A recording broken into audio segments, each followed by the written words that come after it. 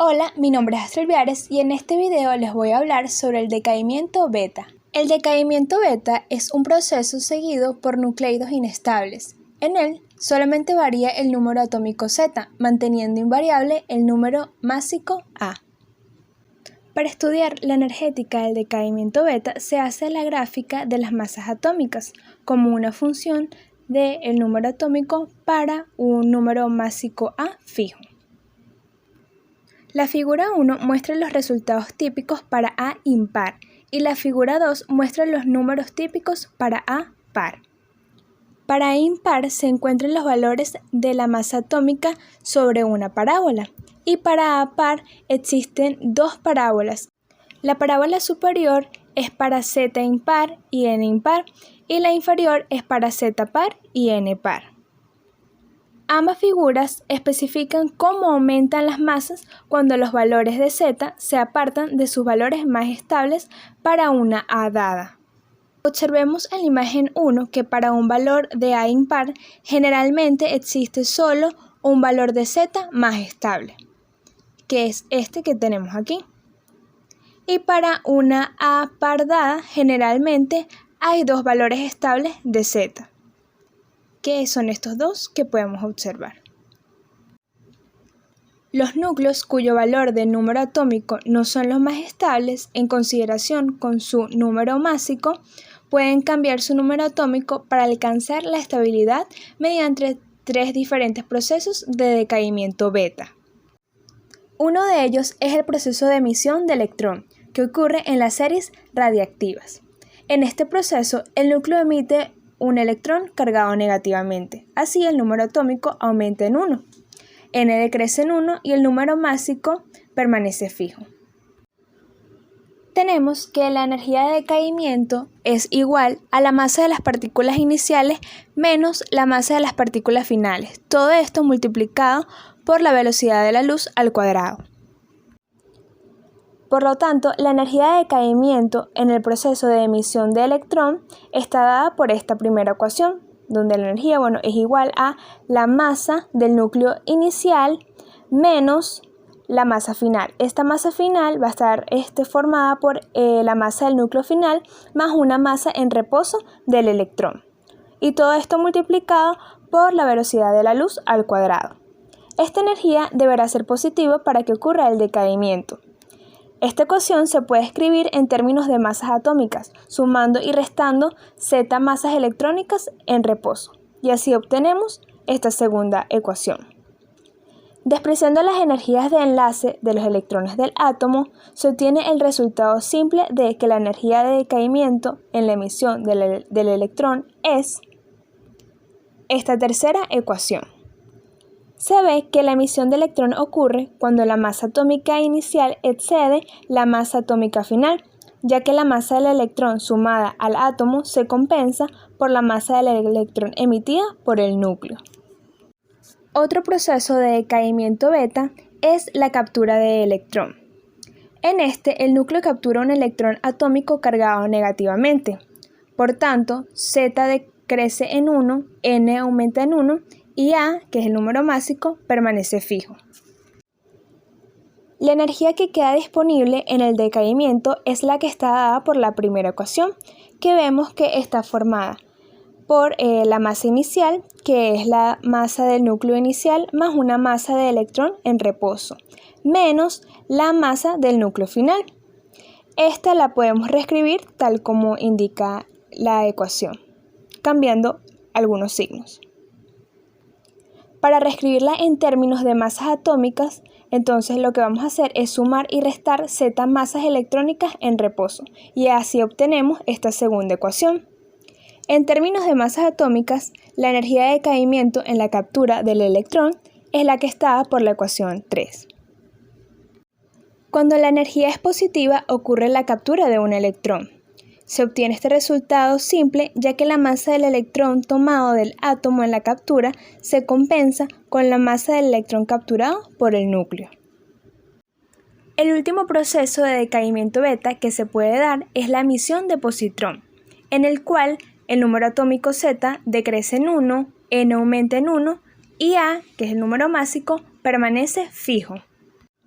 La energía que queda disponible en el decaimiento es la que está dada por esta primera ecuación, en donde tenemos que la masa inicial, es la masa inicial del núcleo, menos la masa final, que la masa final está conformada por la masa final del núcleo y la masa de un positrón en reposo. Ahora, para reescribirlos en términos de masas atómicas, vamos a sumar y a restar z masas electrónicas en reposo. Y además vamos a sumar y a restar una masa de positrón en reposo. Por lo tanto, reescribiéndolo, vemos que la energía de decaimiento en la emisión de positrón es la que está dada por esta tercera ecuación. En la emisión de positrón, el átomo debe emitir un electrón, puesto que su núcleo emite un positrón y, por lo tanto, tiene una carga positiva menos. Entonces no puede existir la compensación de masas electrónicas encontrada en los otros procesos de decaimiento beta. El resultado es que para tener la energía de decaimiento en la emisión de positrón positiva, lo cual es una condición necesaria para que ocurra este proceso, la masa atómica inicial debe exceder a la masa atómica final, por más de 2 masas electrónicas en reposo. Entonces tenemos que los 3 procesos de decaimiento beta son emisión de electrón, captura de electrón y emisión de positrón. Entonces, en resumen, tenemos que para que se dé la emisión de electrón, la masa del núcleo Z debe de ser mayor a la masa de Z más 1. Entonces, para que se dé la captura de electrón, la masa del núcleo Z debe ser mayor a la masa de Z menos 1. Pero la emisión de positrón puede ocurrir solo si la masa del núcleo Z es mayor a la masa de Z menos 1, más 2 masas electrónicas en reposo. Y en este caso también puede ocurrir la captura de electrón. Entonces existe un intervalo en el cual la diferencia en masas atómicas es tal que la captura de electrón es posible mientras que la emisión de positrón está prohibida energéticamente. En la práctica, las diferencias en masas atómicas caen en este intervalo y por lo tanto existen en la naturaleza relativamente pocos emisores de positrón. En todos estos procesos, la energía de decaimiento varía de caso en caso, desde una pequeña fracción de 1 megaelectronvoltio hasta más de 10 megaelectronvoltios, y típicamente es algo menor que 1 megaelectronvoltio. Ahora veamos qué le sucede a la energía de decaimiento en el proceso de decaimiento beta. Para ello, vamos a tomar el proceso más común, que es el de emisión de electrón. Para ello, vamos a tomar un núcleo que tiene número atómico Z y número másico A, que se supone estacionario en el estado inicial. Supongamos entonces que emite un electrón y este retrocede, como se indica en las figuras que tenemos aquí. Si en el estado final existen justamente 2 partículas, solo puede existir una forma de conservar el impulso lineal en la cual la energía disponible, que es la energía de decaimiento E, se pueda repartir. De hecho, puesto que los núcleos son muy masivos, sus velocidades de retroceso son extremadamente lentas y prácticamente no llevan energía cinética. Entonces, el electrón deberá llevar casi toda la energía de decaimiento en la forma de energía cinética. Pero gracias a experimentos realizados se puede ver que los electrones se emiten con un espectro de energía cinética, tal como se indica en la figura 3. Vemos que los electrones emitidos en el punto extremo de K sub E máximo del espectro lleva toda la energía del decaimiento E, ya que esta energía cinética se observó igual a E dentro de la precisión experimental. Entonces, esto es que la energía cinética del electrón máxima es igual a E, que es la energía de decaimiento. Pero los electrones típicos llevan mucho menos de la energía de decaimiento, la cual, según muestra la diferencia de masas medidas, deberá liberarse en el proceso. Entonces, pareciera que algo de esta energía se ha perdido. Por lo tanto, no es correcto ver este proceso de esta manera como lo estamos viendo, es decir, que un núcleo en un estado inicial luego va a emitir un electrón y va a retroceder. Esto se estuvo investigando por muchísimos años. hasta que Pauli en 1931 postuló que una partícula, ahora llamada antineutrino, también se emite en el proceso de emisión de electrón, pero que normalmente no se detecta debido a que su interacción con la materia es extremadamente débil. Pauli también postuló que el antineutrino tiene carga cero, lo que permite que la conservación de carga se mantenga en la emisión de electrón. Otra propiedad es que el valor del spin intrínseco es un medio, lo que permite que el impulso angular se conserve. Otra propiedad del antineutrino es que la masa en reposo es cero. Esta propiedad se postuló para estar de acuerdo con la observación de que el punto extremo K(E) máximo del espectro del electrón fuera igual a la energía de decaimiento, E. En la emisión de positrón y en la captura de electrón, la partícula que se emite, aunque muy difícil de detectar, se le llama neutrino. Tiene la misma carga cero, spin un medio y masa en reposo cero que el antineutrino. La relación entre los neutrinos y los antineutrinos queda explicada por la mecánica cuántica relativista de Dirac. Esta teoría muestra que cualquier partícula con spin intrínseco un medio tiene su antipartícula. La teoría también muestra que cuando se produce una partícula, se debe producir su antipartícula relacionada. Un ejemplo con el que estamos bastante relacionados es el electrón y su antipartícula, el positrón. Además que ellos también se producen en pares. Esto también se encuentra en los tres procesos de decaimiento beta. En la emisión de electrón se produce una partícula, que es el electrón, con su antipartícula, que es el antineutrino. En la emisión de positrón se produce una partícula, que es el neutrino, con su antipartícula, que es el positrón. Y la captura del electrón por un protón en el núcleo va acompañada de la emisión de un neutrino. El proceso deja una vacante en el nivel de energía del electrón, del que proviene el electrón, y esa vacante se llena mediante la caída de un electrón de nivel superior con la emisión de un rayo X o la eyección de un electrón externo en un proceso llamado efecto Auger. Entonces podemos resolver el problema que teníamos anteriormente de la emisión de electrón con un espectro de energías usando el postulado de que en el decaimiento beta también se emite un antineutrino, ya que entonces la energía de decaimiento se puede repartir entre la energía cinética del electrón, que es K(E), y la energía cinética del antineutrino, que es K(nu). Aquí se ignora la energía de retroceso del núcleo. Como existen muchas formas en las cuales se puede realizar esta división de energía, los valores de la energía cinética del electrón forman un espectro. Si el argumento se hace cuantitativo, se puede obtener un acuerdo detallado con las formas de medidas de los espectros. Esto involucra el uso de procedimientos estadísticos. Una manera conveniente es explicar estos resultados mediante el término del espectro de impulsos, el cual es la razón de emisión de electrones con impulso lineal por unidad de tiempo y por unidad de impulso. Entonces encontramos que está dado por la ecuación 1, donde m es el elemento de matriz en el decaimiento beta. En la ecuación 1 vemos que el término de energía de decaimiento menos energía cinética del electrón al cuadrado igual a la energía cinética del antineutrino al cuadrado es proporcional al cuadrado del impulso lineal de un antineutrino. Así, la razón R es proporcional al producto de dos factores, cada uno de los cuales es el cuadrado del impulso de una de las partículas emitidas en el decaimiento beta. Estos factores P² son justamente mediciones del número de estados cuánticos por unidad de intervalo de impulso en los cuales el antineutrino o el electrón se pueden emitir en el decaimiento. Si una partícula está confinada en una caja de dimensiones arbitrariamente grandes, de modo que su eigenfunción se puede normalizar, ya no continúa siendo estrictamente una partícula libre, y entonces tiene un conjunto discreto de estados cuánticos disponibles.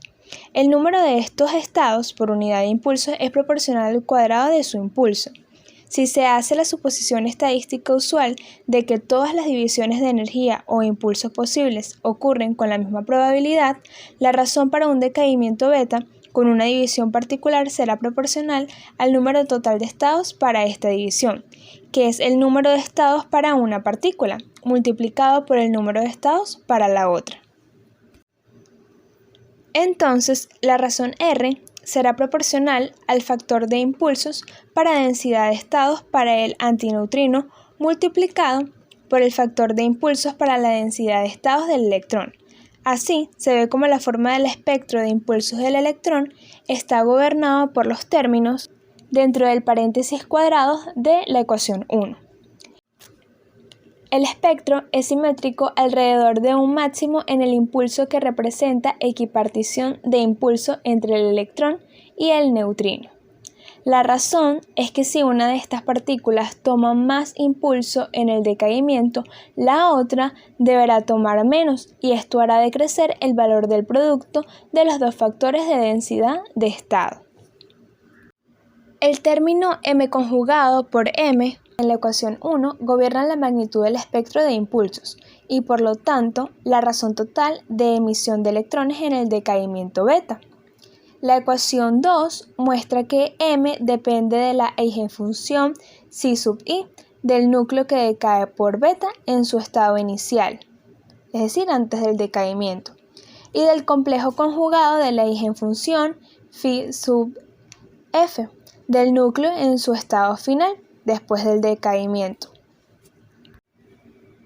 El elemento de matriz en el decaimiento beta es análogo al elemento de matriz del momento dipolar eléctrico, que intervienen en la teoría del decaimiento del fotón en los átomos.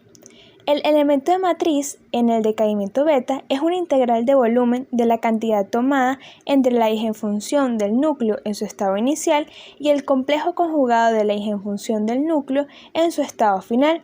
Así, m es algo como un promedio de la cantidad beta evaluada mientras el núcleo está en el proceso de decaimiento y es una mezcla de los dos estados.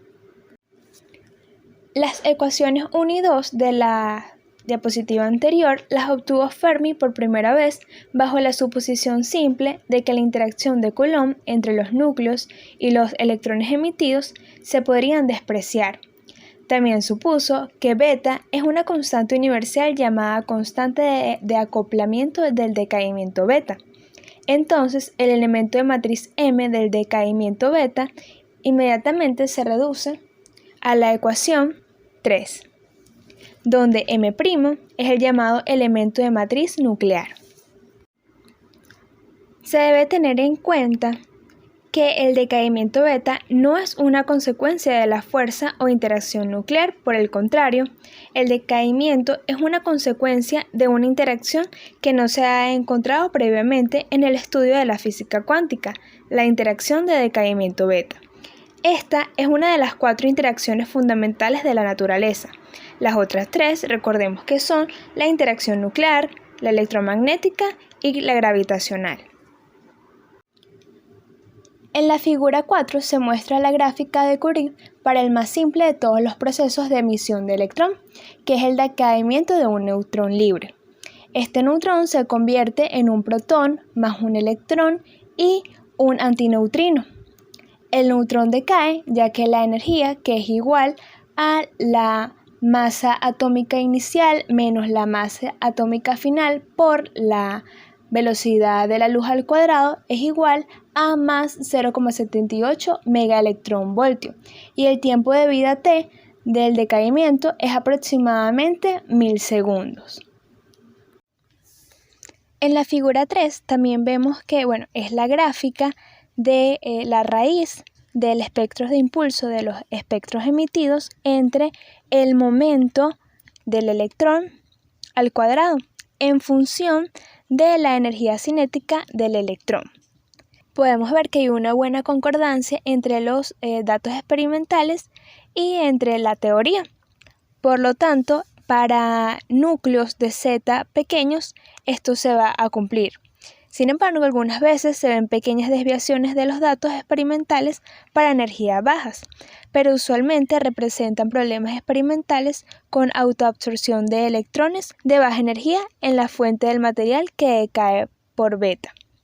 Para los núcleos con el número atómico alto, existen diferencias reales entre las predicciones de la teoría de Fermi y la experimentación.